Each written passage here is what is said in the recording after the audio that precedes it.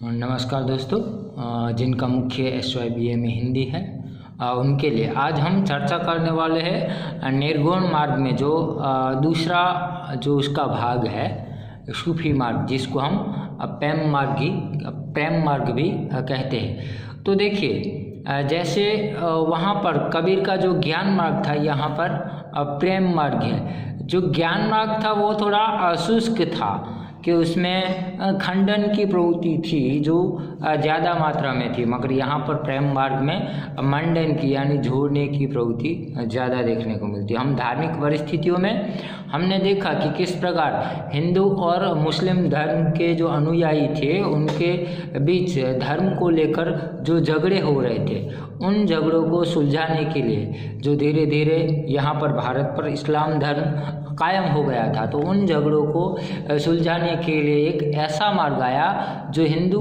और मुस्लिम के एकता की बात करता है। और इसी एकता को केंद्र में रखकर यह जो सूफीवाद है वह सामने आता है। सूफी का अर्थ है सादा, या जो ऊन का वस्त्र धारण करते हैं, सोफेस, जो अमीरी और ये जो भपका जो है, जो दिखावा करने की प्रवृत्ति है, उसको छोड़कर वह साधारण जीवन जीते थे, इसलिए उनको सूफी कहा गया। और वह निरंतर अल्लाह की उपासना ही करते हैं, मगर उनकी उपासना में कहीं भी कट्टरता आती नहीं है। तो इस प्रकार हम कह सकते हैं कि हिंदू मुस्लिम एकता को स्थापित करने के लिए यहाँ पर जो है सूफी मार्ग आया। उसके कई सारे कवि है, जिनमें से मुख्य जो है उनके जायसी है और उनकी रचना पद्मावत है। ऐसा कहा जाता है कि सूफी के 12 संप्रदाय है, मगर जो भारत में जो है चिश्ती संप्रदाय, नक्श संप्रदाय,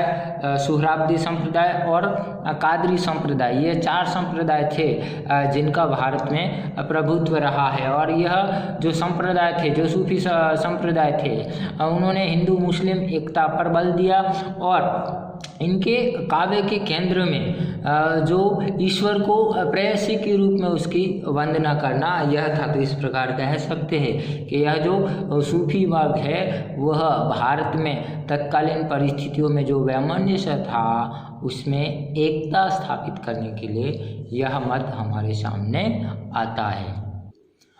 काव्य प्रेरणा एवं प्रयोजन, तो यहाँ पर देखते हैं कि जो उनकी काव्य की प्रेरणा थी कि जो इसमें देखिए हिंदू धर्म को मानने वाले भी थे और मुस्लिम धर्म को मानने वाले थे। तो जो सूफी कवि जो थे हिंदू धर्म को जो मानने वाले थे या हिंदू कवि थे, तो उन्होंने हिंदू देवी देवता और उनकी कथाओं का वर्णन किया। तो वहाँ पर जो सूफी कवि थे तो उन्होंने भी अर्ध हिंदू कहानियों को केंद्र में रखकर काव्यों का निर्माण किया। और उन्होंने उनका जो मुख्य प्रयोजन था कि किस प्रकार दोनों धर्मों के बीच जो वैमनस्य बढ़ रहा है उस वैमनस्य को वह दूर करना चाहते थे। तो इस प्रकार वह अलग अलग ग्रंथों से, अलग अलग साहित्यों से, अलग अलग संस्कारों से वह प्रेरणा लेकर लोगों में किस प्रकार सहृदयता बढ़े, आपसी भाईचारा बढ़े, इसको केंद्र में रखकर वह अपना साहित्य का निर्माण कहते थे। तो इस प्रकार हम कह सकते हैं कि वह जो है प्रयोजन उसकी यश की प्राप्ति, धन की प्राप्ति, फिर ईश्वर का गुणगान, तो यह सारे उनके प्रयोजन थे कि वह तत्कालीन जो समाज में समस्या थी उस समस्या को वह दूर भी करना चाहते थे। तो इस प्रकार यह उनका प्रयोजन रहा है। अगली विशेषता है कथा वस्तु। तो अब देखिए इन्होंने अलग अलग धारणाओं के आधार पर अलग अलग कथा वस्तु का चुनाव किया है। तो जो कई सारे जो ग्रंथ है उनको केंद्र में रखकर भी कथा वस्तु का चुनाव किया है। तो वहाँ पर देखिए महाभारत, हरिवंश पुराण, विष्णु पुराण आदि जो ग्रंथ थे, तो उनमें से जरूरी जो कथा वस्तुएं थी उनको उन्होंने ग्रहण किया है। तो प्राकृत, संस्कृत, परंपरागत जो कथानक थे, तो उन कथानकों में से भी उनके काव्यों को केंद्र में रखकर जिस कथा वस्तु को आगे बढ़ा सके, तो ऐसे कथा वस्तु का भी उन्होंने चुनाव किया। उसके बाद उदयन, विक्रम, रत्नसेन आदि जो ऐतिहासिक पात्र थे और उनकी जो गाथाएं थी, तो उन गाथाओं, उन लोकोक्तियों, उन किंवदंतियों, उन मिथकों को केंद्र में रखकर भी उन्होंने कथा वस्तु वहाँ से भी ग्रहण की है।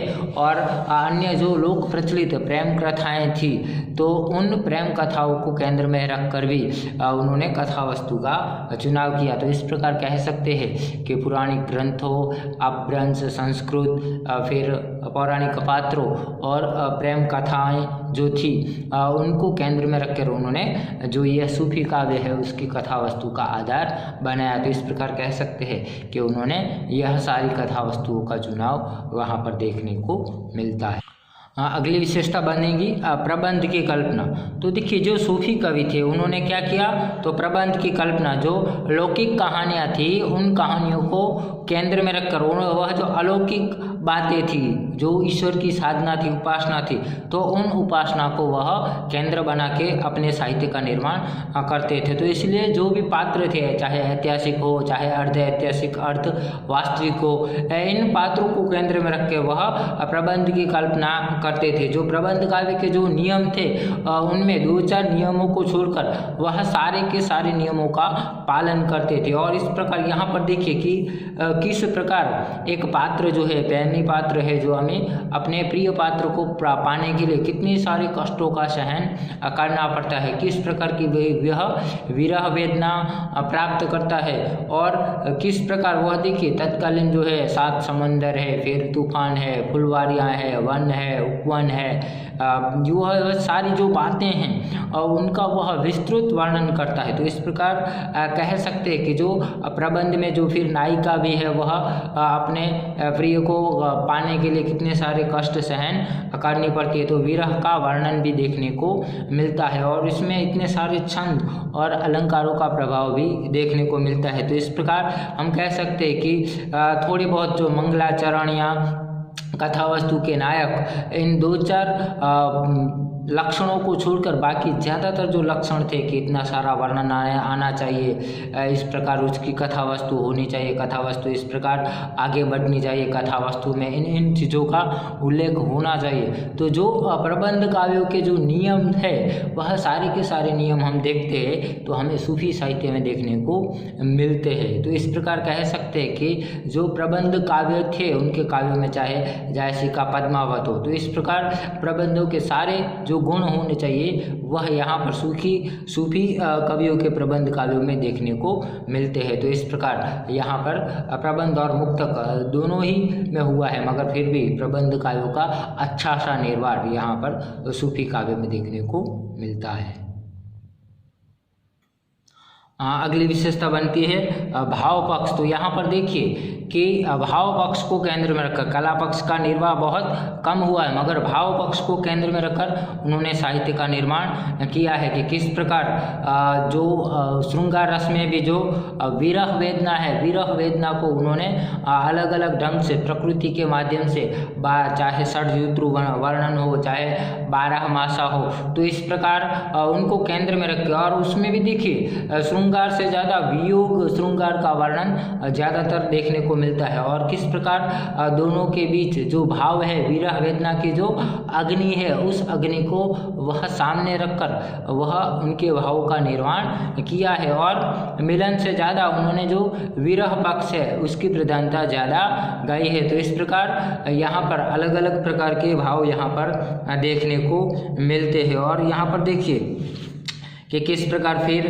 उत्साह, हर्ष, द्वेष, इच्छा, मिलन, विरह, इस प्रकार जो अलग अलग भावनाएं हैं व्यक्ति की, वह सारी की सारी भावनाएं उनके वहाँ देखने को मिलती है। तो हम कह सकते हैं कि कला पक्ष से ज़्यादा यहाँ पर देखिए कि भाव पक्ष का साहित्य यहाँ पर ज़्यादा देखने को मिलता है। और किस प्रकार इतनी सारी कठिनाइयों को दूर करके किस प्रकार वह प्रेमी पात्र से मिलन होता है, तो इस प्रकार का वर्णन यहाँ पर देखने को मिलता है। तो हम कह सकते हैं कि इस साहित्य में भाव पक्ष की प्रधानता हमको देखने को मिलती है।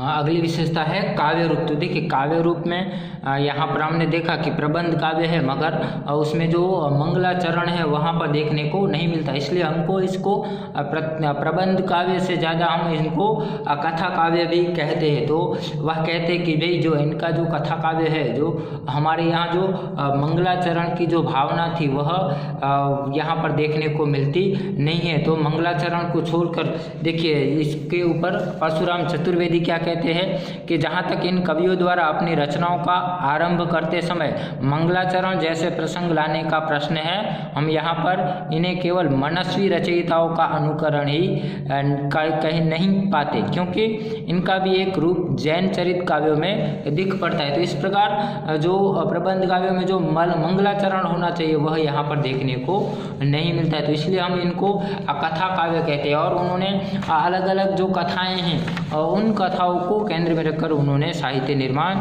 किया है। जैसे देखिए दामोदर रचित लखन सेन पद्मावती की कथा, फिर ईश्वरदास रचित सत्यवती कथा, जानकी रचित रत्नावली की कथा, कथामाला कथा कनकावती, व्यास की नल दमयंती कथा।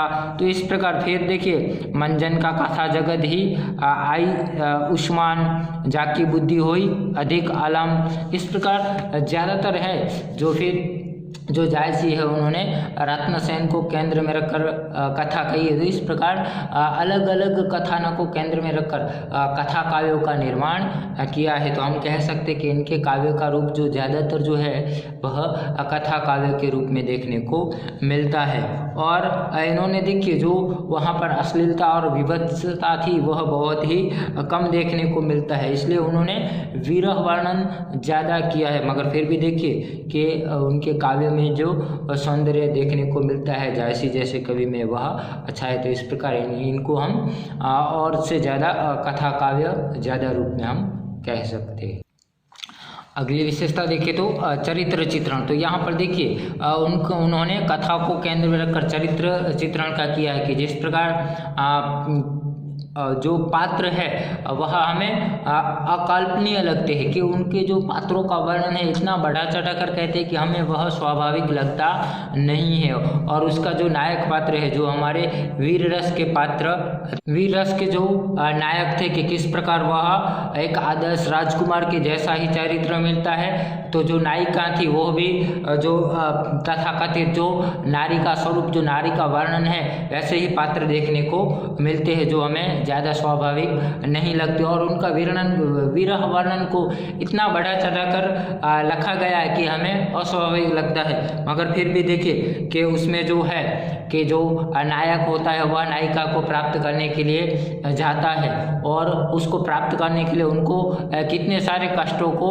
उठाना पड़ता है, और नायिका की रक्षा के लिए उसका पिता, उसका भाई या कोई और खलनायक होता है जिसके साथ उसको संघर्ष करना पड़ता है, और आखिरकार उनका मिलन होता है। तो इस प्रकार के चरित्रों का निर्माण यहाँ पर हमें सूफी काव्य में देखने को मिलता है। तो यानी जो प्रबंध में जो नायक और नायिका के गुण थे ज़्यादातर उन्हीं का ही पुनरावर्तन हुआ है। और हम अलग अलग इनके काव्य को देखेंगे तो उनके कुछ बहुत नाम और स्थान बदल गए हैं, बाकी की ज़्यादातर जो वर्णन है, जो चारित्रिक विशेषताएं हैं वह हमको एक समान ही देखने को मिलती है। मगर फिर भी देखिए यह प्रेम तत्व को केंद्र में रखकर साहित्य का निर्माण किया है, इसलिए फिर भी उनका जो चरित्र निर्माण है थोड़ा बहुत वह अच्छा बन सका है। लोक पक्ष एवं हिंदू संस्कृति। तो यहाँ पर देखिए कि लोगों का जैसा जीवन था वैसे जीवन का वह वर्णन तो करते हैं, मगर उनके जीवन में जो अंधविश्वास, जादू टोना, मंत्र तंत्र, सगुन अपशुगन ऐसे जो बातें थी वह जो हिंदू संस्कृति में थी, जो हमको अन्य धर्मों में बहुत कम देखने को मिलती है। मगर उनके जो ज़्यादातर कथा वस्तु के केंद्र थे वह हिंदू पात्र थे, इसलिए हिंदू धार्मिक और संस्कृति के जितने भी वर्णन है, चाहे रीति रिवाज हो, रहन सहन हो, वस्त्र धारण करना हो या और कोई भी प्रसंग हो, सगुन अपशुगन हो, हिंदू देवी देवताओं की प्रार्थना स्तुति हो, फिर उनका उत्सव वर्णन हो, उनके सारे संस्कार हो, वह सारे का सारा जो भारतीय संस्कृति है वह सारी संस्कृति वहाँ पर देखने को मिलती है। और इसमें मुस्लिम कवि होने के बावजूद भी हिंदू देवी देवताओं का वर्णन भी वहाँ पर देखने को मिलता है। यहाँ ब्रह्मा, विष्णु, महेश, फिर इंद्र आदि जो है, फिर खलनायकों का जो राक्षसों का चित्रण है। तो इस प्रकार जो भारतीय संस्कृति के जो है कि फिर अंक शास्त्र है, ज्योतिष शास्त्र है, सगुन अपसगुन है, तो यह सारे के सारे जो वर्णन है उनके काव्यों में हमको देखने को मिलते हैं। तो इस प्रकार कह सकते हैं कि उन्होंने फिर जो है व्रत, श्रत, फिर त्यौहार, इन सारे त्यौहारों का वहाँ पर वर्णन मिलता है। तो इस प्रकार कह सकते हैं कि उन्होंने जो हिंदू लोक संस्कृति, लोगों की गाथाएं और भारतीय संस्कृति को केंद्र में रखकर उनका देखने का मिलता है। तो इस प्रकार कह सकते हैं कि भले ही उनके कवि कोई भी हो, मगर वह हिंदू भारतीय संस्कृति को वह छोड़ सके नहीं है। तो इस प्रकार हम कह सकते हैं कि उनके साहित्य पे जो भारतीय संस्कृति की आभा जो है वह हमको देखने को मिलती है। उसके बाद अगली विशेषता है शैतान। तो जैसे भारतीय संस्कृति में जो खलनायक है, जिसको माया कहा है कि माया जो है हमें ईश्वर से दूर ले जाती है, तो उसी प्रकार सूफी काव्य में शैतान का वर्णन है कि जो शैतान है वह हमें इस प्राप्ति में व्यवधान करता है। तो इसीलिए यहाँ पर देखिए जो जायसी का पद्मावत है उसमें राघव चेतन को शैतान के रूप में चित्रित किया है कि शैतान जो है वह हमें रास्ते से भटकाने का कार्य करता है। मगर देखिए सूफी काव्य में शैतान को महत्वपूर्ण कहा है कि अगर शैतान नहीं होगा तो हमें जो हमारी अग्नि परीक्षा होगी वह अग्नि परीक्षा ठीक से हो पाएगी नहीं। तो व्यक्ति के जीवन को निखारने के लिए उसमें खल पात्र, उसमें शैतान पात्र भी होना चाहिए। अगर शैतान पात्र नहीं है तो वह पात्र जो है अग्नि में तपेगा नहीं, और अगर उसको अग्नि में तपाया नहीं गया तो उसकी वास्तविकता क्या है यह हमको समझ में नहीं आती। इसलिए शैतान को भी यहाँ पर महत्व दिया है। और शैतान पात्र जब आता है तब हमें मार्गदर्शक के रूप में गुरु होता है, वह हमें इस मोह से, माया से या शैतानता से दूर करके हमें जो लक्ष्य प्राप्त करना है वहाँ पर ले जाता है। तो इस प्रकार यहाँ पर शैतान का चरित्र चित्रण भी दिखाई देता है। अगली विशेषता है मंडानात्मकता, यानी कि समन्वय। तो देखिए हम देखते हैं कि जो ज्ञान मार्ग के, जो संत मार्ग के थे, उन्होंने जो भी धर्मों में जो भी गलत रीतियाँ थी तो उनका उन्होंने खंडन किया, उनका जबरदस्त विरोध किया है। तो जैसे कबीर ने इतना गहरा विरोध किया कि कई जो ज़्यादातर मानने वाले थे, जो कट्टरता में मानने वाले थे, तो वह हिंदू और मुस्लिम दोनों की विचारधारा को मानने वाले लोग थे, वह उनसे नफरत करते थे। मगर यहाँ पर जो सूफी कवि है वह उनकी नफरत को न भोगना पड़े, तो इसीलिए वह बीच का रास्ता, सर जो अच्छाइयाँ थी उनका ही गुणगान करते थे।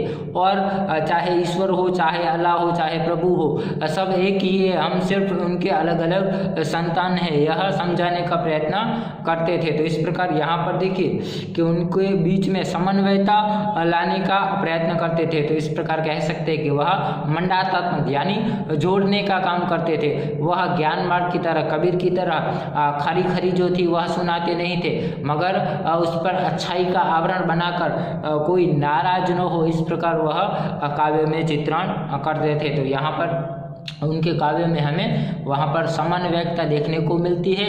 और इस प्रकार प्रेम पूर्वक वह जो वास्तविकता है वो पूरी वास्तविकता नहीं दिखाते थे, मगर प्रेम पूर्वक किस प्रकार लोगों को प्रेरित किया जा सके यह बात वह समझाने में सफल होते। तो हम कह सकते हैं कि यहाँ पर क्या है, तो मंडात्मक देखने को, यानी मंडन करते थे, वह खंडन बहुत ही कम करते थे। उसके बाद की विशेषता है नारी चित्रण। अब देखिए कि जिस प्रकार जो ज्ञान मार्गी थे, कबीर जैसे थे, वह बुरी स्त्री की निंदा करते थे और अच्छी पतिव्रता स्त्री की प्रशंसा भी करते थे। मगर यहाँ पर देखिए कि नारी पात्र को महत्व दिया गया है, क्योंकि यहाँ पर जो ईश्वर को है वह नारी पात्र माना गया है। और जब तो इसलिए देखिए कि यहाँ पर नारी को केंद्र में रखकर ज़्यादा साहित्य देखने को मिलता है। तो हम पद्मावत में भी देखते हैं कि चाहे पद्मावती हो, चाहे नागमती हो, तो नारी के चरित्र को अच्छा और उसको पाने के लिए जिस प्रकार हम ईश्वर को पाने के लिए लालायित होते हैं, उसी प्रकार वो जो पात्र है वह नारी पात्र को प्राप्त करने के लिए संघर्ष करता है। तो इस प्रकार यहाँ पर जो नारी है वह ईश्वर के प्रतीक के रूप में आई है। तो यानी जिस प्रकार वहाँ पर खंडन देखने को मिलता है ज्ञान मार्ग में, यहाँ पर ऐसा नहीं मिलता। तो इसीलिए वह कहते हैं कि स्त्री को तो हम प्रेम से ही प्राप्त कर सकते हैं। अगर आप प्रेम से प्राप्त करेंगे तो आपको ज़्यादा सरलता। प्रतीक विधान, तो यहाँ पर देखिए सूफी कवियों ने प्रतीकों के माध्यम से जो लौकिक कहानियाँ थी उसको अलौकिक बनाते थे। जब तक आप उस प्रतीक को नहीं समझ सकते तब तक आप उस साहित्य को समझ सकते नहीं है। तो इस प्रकार प्रतीकों के माध्यम से वहाँ पर दिखाई देता है। यहाँ पर देखिए नारी पात्र को ईश्वर का प्रतीक माना है, फिर पुरुष को उसको प्राप्त करने वाले भक्त का प्रतीक माना है, फिर जो वहाँ तक जो ईश्वर तक पहुँचाने वाला है या नारी से मिलन कराने वाला पात्र है तो उसको हम गुरु का पात्र कहते हैं। फिर उनके दोनों के बीच जो विधान करता है, दोनों को दूर करने का प्रयत्न करता है, तो वहाँ पर जो वह शैतान का पात्र है। तो जो उनके मिलन में जो सहायता करते हैं, उनकी मदद करते हैं, तो उनको वह मित्र के प्रतीक के रूप में, मार्गदर्शक के प्रतीक के रूप में कहते हैं। तो इस प्रकार अलग अलग विधान के रूप में यहाँ पर प्रतीकों के माध्यम से समझाना चाहते हैं। तो यहाँ पर देखिए जो पद्मावती है वह ईश्वर का प्रतीक है, जो रत्नसेन है वह आत्मा का प्रतीक है, और जो हीरामन नामक जो शुक है, तोता है, वह गुरु का प्रतीक है। फिर जो राघव चेतन है वह शैतान का प्रतीक है। फिर इस प्रकार देखिए अलग अलग, जब तक आप इन प्रतीकों को नहीं समझेंगे तब तक पूरी की पूरी कथा वस्तु आपकी समझ में नहीं आएगी। तो यहाँ पर देखिए कि जो प्रतीक विधान है उन विधानों को आपको सरलता से समझना होगा। जब तक आप यह प्रतीक विधान नहीं समझेंगे तब तक आप उस बात को समझ सकते नहीं हैं। अगली विशेषता बनेगी विविध प्रभाव। तो यहाँ पर देखिए सूफी कवियों पर अलग अलग प्रभाव पड़े हैं।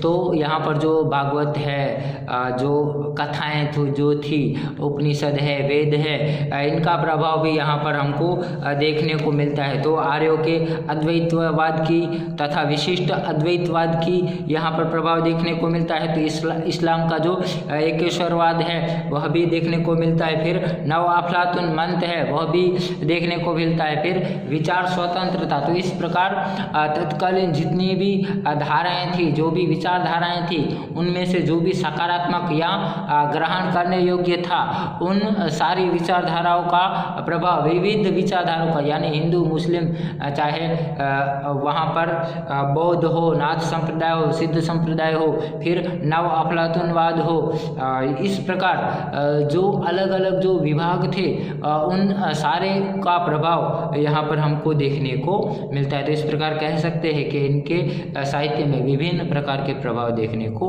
मिलते हैं। भाषा और शैली, तो हम देखते हैं कि ज़्यादातर जो सूफी कवि है उनकी भाषा लौकिक लोक बोली अवधि है, और उनकी जो शैली है, जो मारुनवी शैली है, कि वह मनस्वी शैली के रूप में सर्गबद्धता को छोड़कर उनको जो अच्छा लगता है वह शुरुआत में अल्लाह की उपासना, फिर मोहम्मद शाह की उपासना, फिर गुरु की उपासना, फिर मित्रों का बखान, इस प्रकार वह काव्य की शुरुआत करते हैं। तो वहाँ पर देखिए सामाहिक शैली, प्रबंध शैली, फिर मुक्तक शैली, प्रतीकों का आयोजन, इस प्रकार विभिन्न प्रकार की शैली का यहाँ पर प्रयोग देखने को मिलता है। तो भाषा में देखिए सर्वत्र अरदी है, उस्मान और नसीर में थोड़ा बहुत भोजपुरी का प्रभाव देखने को मिलता है। तो नूर मोहम्मद में कहीं कहीं ब्रज भाषा का भी प्रयोग है। तो यानी कि तत्कालीन जो बोलियां थी उनका जो प्रभाव था तो वह भी देखने को मिलता है। तो इस प्रकार अलग अलग प्रकार की भाषा और शैली देखने को